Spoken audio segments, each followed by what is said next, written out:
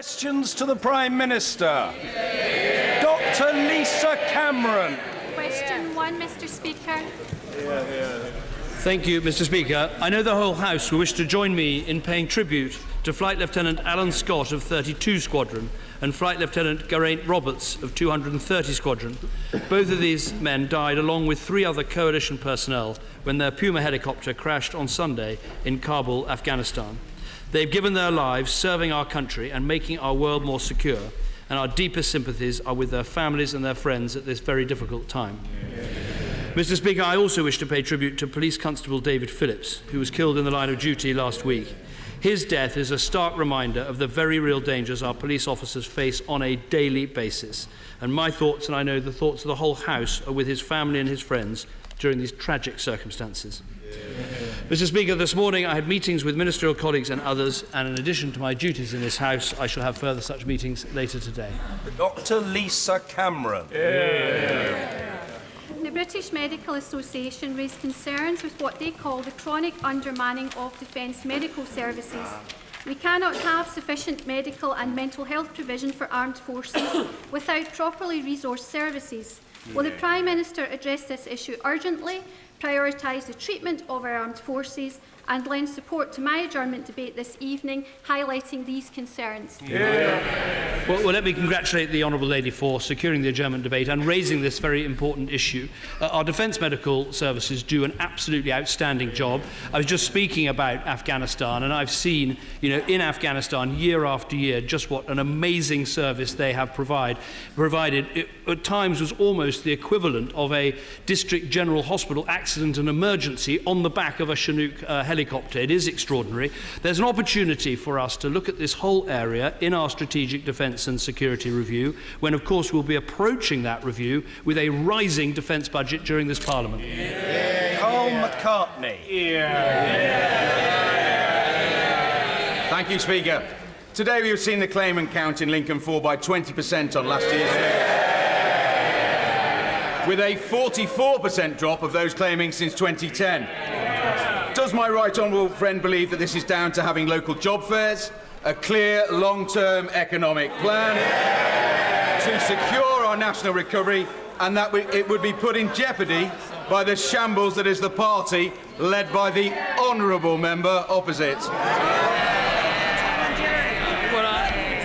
First of all, let me congratulate businesses in Lincoln for their record in providing people with jobs. The unemployment figures out today, I think, are extremely good. We see 140,000 more people in work. We see the employment rate at its record level since records began.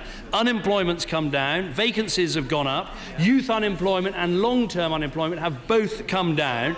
All of this, yes, the job fairs are important, the apprenticeships are important, but above all what matters is having a long-term economic plan that's about a strong and secure economy and getting the deficit down and running a surplus. That is what we should be focused on, but I'm sure that the honourable gentleman will welcome today's fall in unemployment.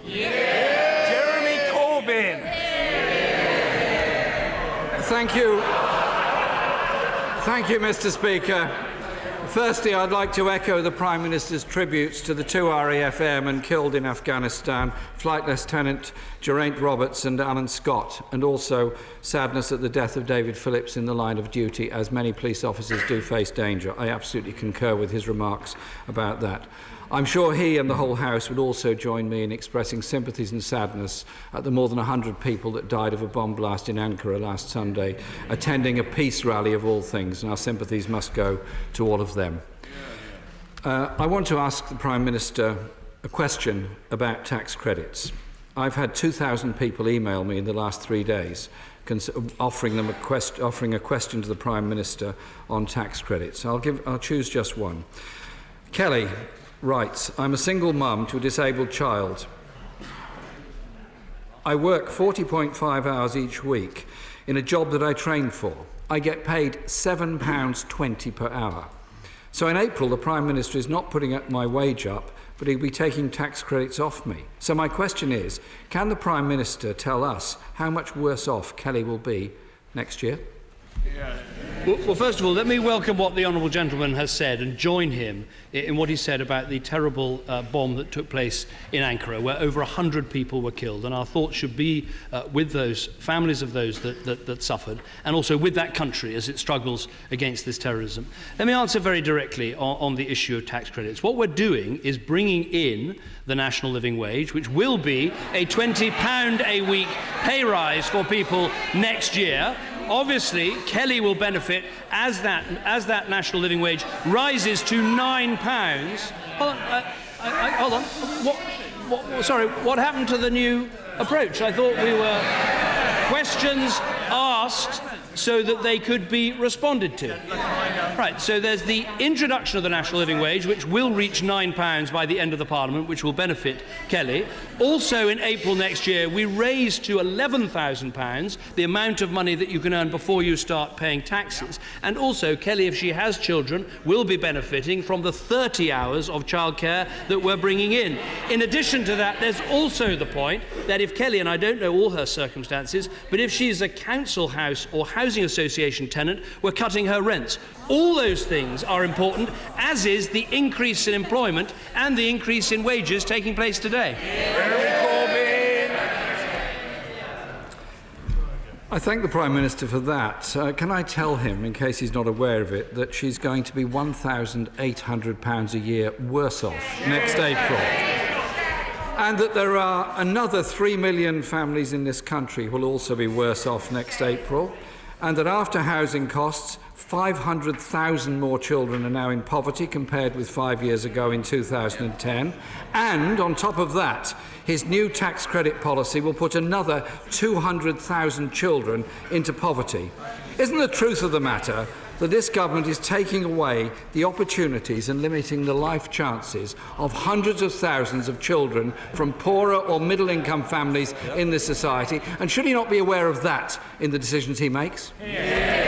Well, the fact is that since I became Prime Minister, there are 480,000 fewer children in households where nobody works. There are 2 million more people in work. There are almost 1 million more women in work. There are 250,000 more young people in work. The best route out of poverty is to help people get a job. And that's why, even though the unemployment figures came out today and we see 140,000 more people in work, he still hasn't welcomed the fall in unemployment that took place today. But the point he needs to focus on is this, is that all these people benefit from a growing economy where wages are rising, where inflation is falling, and where we're getting rid of our deficit to create economic stability. And it's that stability that we'll be voting on in the lobbies tonight. The Prime Minister is doing his best, and I admire that, but could he not tell us something else? That the reality is people in work often do rely on tax credits to make ends meet.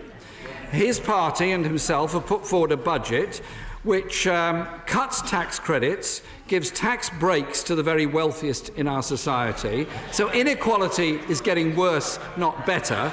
Should he not think for a moment about the choices that he's making and the reality it is for the very poorest people in our society? Well, the honourable gentleman talks about the reform of tax credits, and let me tell him why it is necessary. Between 1998 and 2010, the bill for tax credits went from 6 billion to 30 billion, and yet at the same time, in-work poverty went up by 20%. The system of taking money away from people and giving it back to them in tax credits wasn't working. We say it's better to let people earn more and then take less from them in taxes. And what we have in this country is 2 million more people in work. Now, the figures he quotes for inequality are simply wrong. There are 800,000 fewer people in relative poverty than 2010. There are 300,000 fewer children in relative poverty in 2010. And if he wants to know why, it's because we took difficult decisions to get our deficit down, get our economy growing, and deliver the strongest growth anywhere in the Western world. Now, tonight, the Labour Party has a choice. choice. A week ago, they were committed to getting the deficit down and running a surplus just like us. But for some reason, I know not why, they've decided to do a 180-degree turn and vote for more borrowing forever. Is that now the position of the Labour Party? Corbyn! The reality is that 3 million low and middle-income families are going to be worse off as a result of the tax credit changes. And if the Prime Minister wants to change his mind on tax credits, he's very welcome to do that. There'll be an opportunity next week when there's going to be an Opposition Day debate on this very subject. And I'm sure the Prime Minister will want to take part in that debate and explain why it's such a good idea to make so many people so much worse off. I'd also like to tell him I've had 3,500 questions on housing in the last few days. And I just want to say this. A question from Matthew. This might be funny to some members, but it's not funny to Matthew or many others. Matthew says, I live in a private rented house in London with 3 other people. Despite earning a salary well over the median wage, buying even the cheapest of properties is well beyond my reach for years to come. Does the Prime Minister think it's fair that and does he really believe that £450,000 is actually an affordable price for a new home for somebody on an average income to try and aspire to? First of all, the honourable gentleman is absolutely right to raise the issue of housing, particularly the affordability of housing in London. And what I would say to Matthew is that we are doing everything we can to get councils to build more houses, particularly affordable houses that he can buy. Now, the honourable gentleman quotes the figure of £450,000 because what we're saying is that should be the upper limit for a starter home in London. We want to see starter homes in London built at £150,000, at £200,000, so that people like Matthew can stop renting and start buying. Now, what have we done for people like Matthew? Well, obviously, we've introduced Help to Buy. So for the first time, we're actually helping to get people their deposit together so they can buy a new home. We're also giving people like Matthew the right to buy the housing association home. And we've now got, well, that's interesting. We hear groans from the Labour Party, but of course the entire housing association movement is now backing our plan and saying people should be able to buy their home. So I would say to the honourable gentleman, let us work together and get London building to get prices down so people like Matthew can afford to buy a home of their own. Could I bring the Prime Minister back to reality?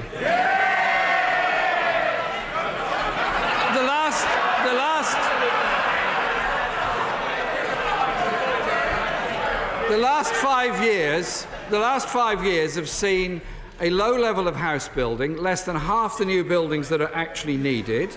It's seen rapidly rising rents, rising homelessness, therefore also a higher housing benefit bill, and even the CBI, his friends at the CBI, say we need to be building at least 240,000 homes per year. Will he now address the problem that local authorities face in accessing funds in order to undertake the necessary and essential building of council housing, rather than what appears to be a growing obsession in the government to selling off publicly owned properties rather than building homes for people that desperately need them so that children can grow up in a safe, secure environment, which is what we all want for all of our children? Well, let me deal with all his points in turn. Of course, first of all, now that the Housing Association movement is backing the right to buy, that will mean up to 1 million extra homeowners, with that money going back into building more homes. That's the first point. The second point on council housing. In the last 5 years, when I was Prime Minister, we built more council homes than the last Labour government built in 13 years. But the most important point, that's a bit of reality for the honourable gentleman, he might want to digest, but the most important point is this: if we want to build homes, we need a strong and stable economy. We're not going to have a strong and stable economy if we adopt the new Labour position, which is borrowing money forever. So I would urge members opposite who believe in a strong economy, paying down our deficit, making sure we deliver for working people, to join us in the lobbies tonight. It would be very nice if the Prime Minister actually answered the question I asked.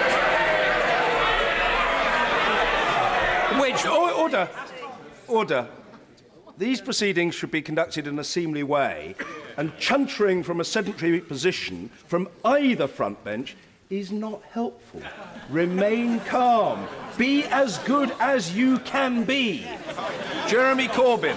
Thank you, Mr. Speaker. I'm totally calm, I assure you, and I don't intend to engage in any chuntering. I just put the question to the Prime Minister that I actually put to him was, what is he doing to allow local authorities to build the homes that are necessary for people who have no opportunity to buy and can't afford to remain in the private rented sector? I realise this might be complicated. I'd be very happy if he wrote to me about it, and we can then share the letter with others. But I want to turn my last question to one other subject. I realise he may not be able to give me the full answer today, and he may wish to write to me about it. I'm sure he's aware that yesterday was Secondary Breast Cancer Awareness Day. In Brighton last month, I met two women, Frances and Emma, who are suffering from terminal breast cancer. And apparently the Prime Minister met their organisation in 2010, and they raised with him a very serious problem of the collection of data in all hospitals across this country about the incidence of secondary breast cancer, the treatment of it, and the success or otherwise rates of the treatment that goes on. Apparently, this information is not being collected as efficiently as it might be. It is not being centralised sufficiently as I understand it. And I'd be grateful if the Prime Minister could follow up on the promise he made to these women in 2010 that this data is going to be collected, is going to be centralised, so that we can ensure that every woman who's going through the trauma of not just breast cancer but secondary breast cancer, knowing that it's terminal, but knowing there may be some treatment that can alleviate the pain and possibly extend their lives. Will he undertake to do that and reply to me as soon as possible? No, I think the honourable gentleman is absolutely right to raise this, and indeed I met with the very campaigners I think he met with at his conference. I met them at my conference and had a good discussion with them, because we all know people who've had the tragedy of having breast cancer, and one can only imagine what it must be like to recover and survive breast cancer in a primary sense, but then to find out you have a secondary cancer, often a secondary cancer that's completely incurable. What the campaigners are asking for is better information, not least because they want to make sure we're spreading the best practice in every hospital so that we really do treat people as quickly as we possibly can. So I had a conversation with them. I relayed that to the Health Secretary. I'm very happy to write to him about it, but making sure people get the right diagnosis, they get it quickly, and then we use the information to tackle secondary breast cancer is absolutely essential for our country. Malthouse. Mr. Speaker, the Prime Minister recently spoke movingly and shockingly about the life of despair that still lies ahead for too many of our looked-after children. Notwithstanding the vital work that's been done in recent years, I wonder if he could expand for us on the reforms he proposes for these, our most vulnerable of citizens. Well, I'm very grateful to my honourable friend who knows a lot about this from his work in London when he worked for the Mayor. And there are two areas we need to look at most of all. One is to speed up adoption processes. We should be reducing the number of children in care by making sure that they can find loving family homes. And we made some progress, but frankly we've had setbacks, not least because of some of the judgments made in our courts, and we need to get that level of adoption back up again. The second thing is to use some of the knowledge we had in our education reforms and bring it to reforming social services, so to get the best graduates going into social work. And frankly, those social services that are failing need to be taken over far more quickly. Angus Robertson. Thank you very much, Mr. Speaker. We on these benches associate ourselves with the condolences expressed by the Prime Minister and the Leader of the Opposition. The UK has been involved in 3 major military interventions in recent years, and in all cases there have been very severe unintended consequences. The Taliban sadly control much of Afghanistan again. In Iraq, the fanatics of Daesh terrorise about half of the country. In Libya, there has been total anarchy and chaos. What assurances can the Prime Minister give that he's learnt the lessons from past mistakes and he will not repeat them? Well, I think the honourable gentleman makes an important point. I make 2 points to him. One is, Of course, intervention has consequences, but frankly, non-intervention can have consequences too, as we see from the vast numbers of Syrians fleeing the appalling situation in that country, not least the barrel bomb chemical weapons attacks by Bashar Assad. So it is worth making that point. In terms of the lessons learned, I can't wait for the Iraq inquiry to come out, so further lessons can be learned. But we've already learned a number of lessons, for instance, setting up the National Security Council, which is working well, making sure we act on the basis of clear legal advice, and the Attorney General attends all the important meetings, and working with allies and local partners. So while it's frustrating what is happening in both Iraq and Syria, one of the lessons is to work with local partners. In Iraq, it is Iraqi troops that are the boots on the ground, and that's why we should give them all the support that they need in the war they're fighting against ISIL. Angus Robertson. More than 450 UK service personnel have died in Afghanistan, but sadly the Taliban are back. The UK spent 13 times more bombing Libya than in rebuilding the country, and there has been anarchy. The US has just dropped a $500 million programme to support the Syrian opposition. Russia is bombing Syria, and the UK has no plan to help refugees from Syria who are now in... Listen to the question. Listen. The UK has no plan to help Syrian refugees who have made it... Listen to the question. I think the honourable gentleman is reaching the conclusion of his question, but he must be allowed to do so. Mr. Angus Robertson. It's a shame that members on the government side do not acknowledge that the UK has no policy to help Syrian refugees who have made it to Europe. There is no surprise that there's growing scepticism about the drumbeat towards war. Will the Prime Minister give an assurance that he has learned the lessons of Iraq, of Afghanistan and Libya, and he will never repeat them? Well, I'd say a couple of things to the honourable gentleman. I can't remember a question with so many errors in being asked. But first of all, the idea that Britain isn't helping Syrian refugees when we are the second largest bilateral donor to Syrian refugee camps in Jordan, in Lebanon, in Turkey, and that's because we're spending 0.7% of our gross national income on aid. We've done more than almost any other country in the world to help Syrian refugees. But frankly, I don't recognise the picture he paints of Afghanistan. The fact is we have supported an Afghan national army and police force and an Afghan government that are in control of that country. But the final point I'd make to him is it's all very well standing on his high horse and lecturing about the past. Would he be happier with an Afghanistan that had a Taliban regime and Al-Qaeda in Afghanistan? Would he be happier with Gaddafi running Libya? Would he be happier with that situation? So, as I said, the consequences of non-intervention are also worth considering. Mr. Nigel Huddleston. Thank you, Mr. Speaker. My Midlands constituency is already benefiting from infrastructure investment such as the significant improvements of the M5 motorway. Does the Prime Minister agree that the recently announced and independent National Infrastructure Commission will play a key role in improving and securing our nation's long-term economic prospects? I'm delighted we're establishing the National Infrastructure Commission. I hope it can put some of these questions about infrastructure beyond party politics. I think that would be a thoroughly good thing, and I'm delighted that Lord Adonis, who made a great contribution in government, will be someone who's running it. And I know that the honourable gentleman, my honourable friend and I, will want to make sure that the Cotswold line is looked at very carefully by the Infrastructure Commission as it does its work. Someone's shouting out Labour policy. Well, where we find a good Labour policy, we implement it. Enough. Do you know what we're doing? Do you know what we're doing tonight? We're implementing what was a week ago a Labour policy. It was. Okay. Hold on a second. We're grateful.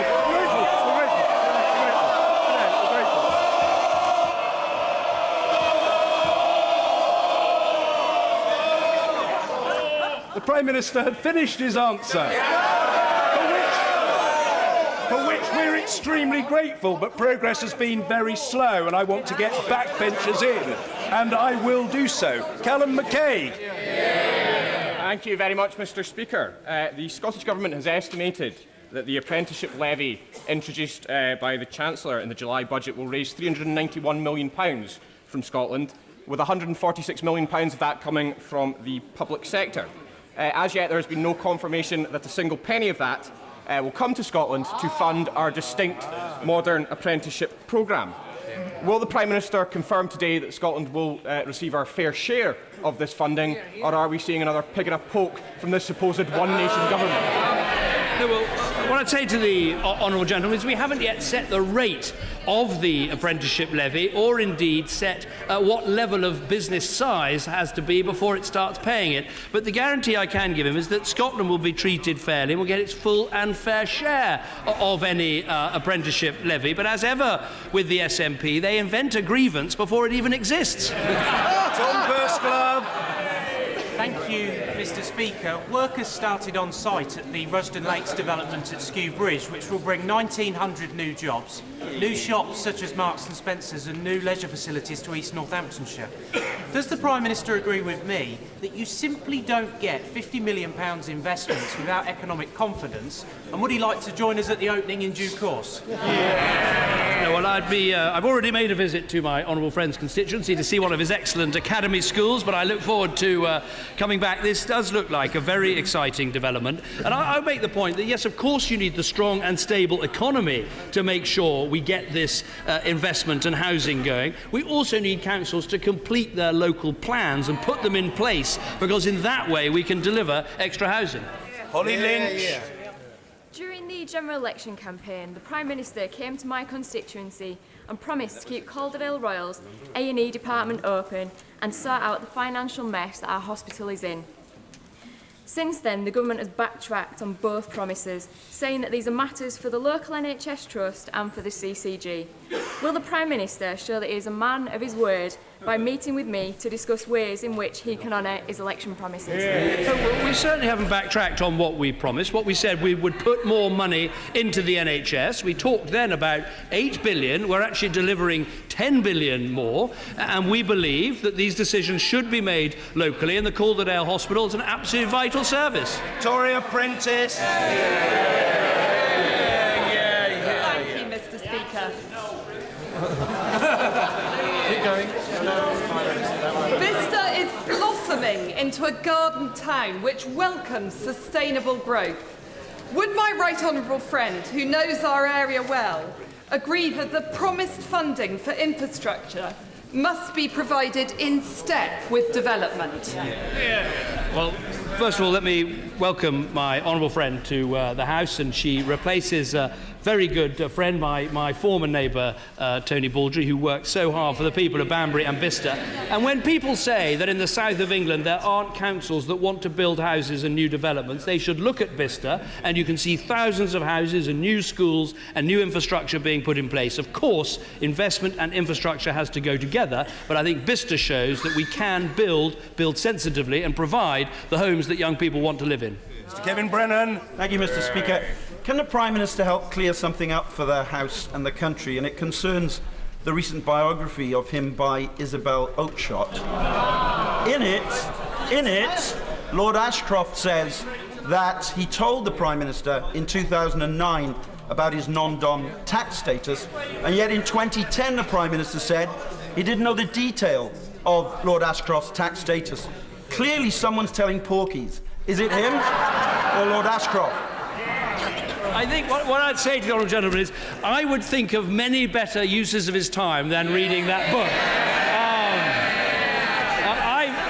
I managed to procure a free copy, and in order not to give anyone royalties, I'll gladly lend him a copy if that's what he'd like. I think he'll remember that in this House, Labour and Conservative agreed to legislate so that non-doms could not sit in either House. Legislation I fully supported, indeed suggested at the time. Thank you, Mr. Speaker. I'm delighted to tell the House that in Burton we've set a new record. Unemployment is at its lowest since records began. Does the Prime Minister agree with me that a return to the bad old days of more borrowing, more spending and higher taxes would not only risk those important jobs, it would be a complete and utter shambles?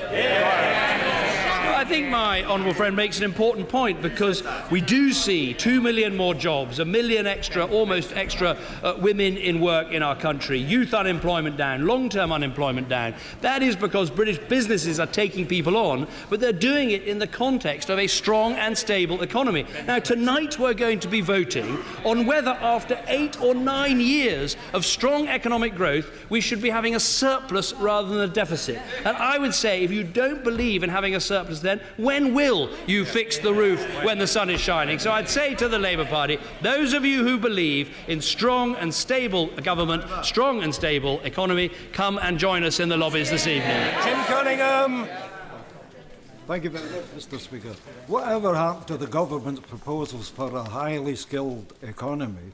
When you look at further education in Coventry, for example, where there's going to be 24% cuts in the skills budget, the maintenance grant's been abolished, and now the government's even talking about the disablement grant for students being abolished. What's the Prime Minister going to do about that? Well, what I'm going to do is deliver on the promise of 2 million apprentices in the last Parliament, 3 million apprentices in this Parliament. What you can see from the changes that we made in terms of skills and higher education is a record number of students going to our universities and a record number from low-income backgrounds going to our universities. We're going to build on that record in this Parliament as we uncap student numbers and encourage people to study and make the most of their talents. Gerald Gillen.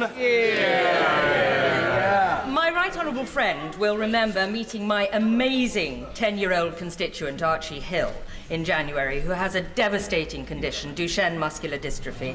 Archie has campaigned tirelessly to get access through the NHS to a new drug, Translana, that would help him and about 50 other children with Duchenne. In Scotland, recently, the drug has been prescribed. With NICE due to make the decision on Friday, can my right honourable friend assure me that in England, these children will receive this drug and Archie's fantastic campaigning has not been in vain?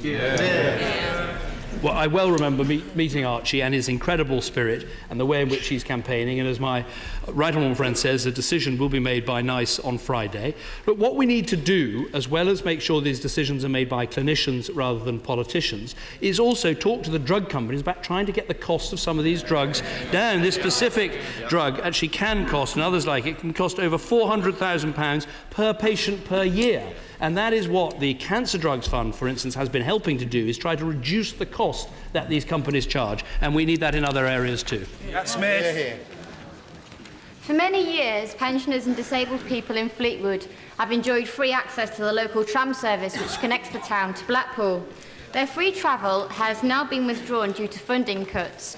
Will the Prime Minister consider extending the National Concessionary Travel Scheme to include not just buses but trams, which are often easier for older people and disabled travellers to use? Well, I look carefully at the point the Honourable Lady raises, because we're very proud of the fact that we have kept all of our promises to pensioners, not least the triple lock promise, which with such low inflation, the figures out yesterday, less than 0%, the triple lock is going to be absolutely vital in giving our pensioners a better standard of living. So I'll look carefully at what she says, but I suspect it is a council decision by Lancashire County Council rather than a decision for me.